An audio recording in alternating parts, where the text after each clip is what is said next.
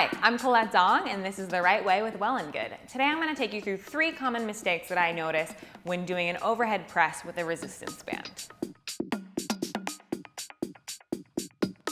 The first thing I see is too harsh of a grip on this band. So it's very light. You just want to roll it 1 or 2 times. We don't want to overextend our wrists or flex them or do any weird crunching or gripping in the hands. Just keep it nice and loose. The next thing I see is that when we press our arms up, we let the middle of the band go slack.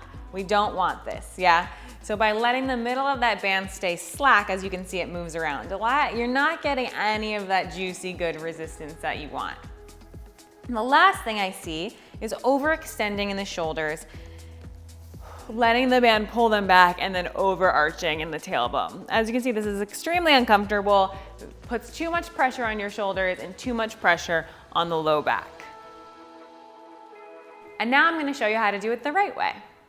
You're going to roll the band 1 or 2 times around your hands and keep your wrists nice and neutral. They should be sticking straight out from your forearms and not flexing, extending, or crunching in a weird way. Second, you want to keep a nice amount of resistance between your hands so that the band is not dipping in the middle, and you get to take advantage of all of that nice, juicy tension.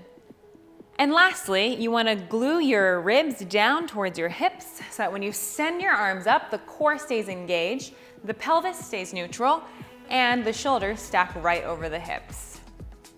So as you can see, my wrists are right in line with my forearms. I'm not overextending through them or crunching in a weird way. I'm putting a lot of resistance through the center of that band. We're not slack in the middle, so I'm getting all of those low impact resistance benefits. And I'm not overarching in my spine, so I'm keeping my pelvis nice and neutral, my shoulders over my hips, and protecting the shoulder and tailbone. So once you master that, there are plenty of other upper body moves that you can apply the same principles to. For example, a bicep curl, a tricep kickback,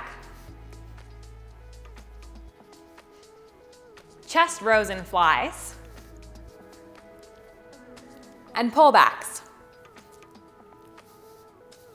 Thanks so much for watching. I'm sure you're going to be a resistance band pro in no time. For more right way videos, like and subscribe to Well+Good.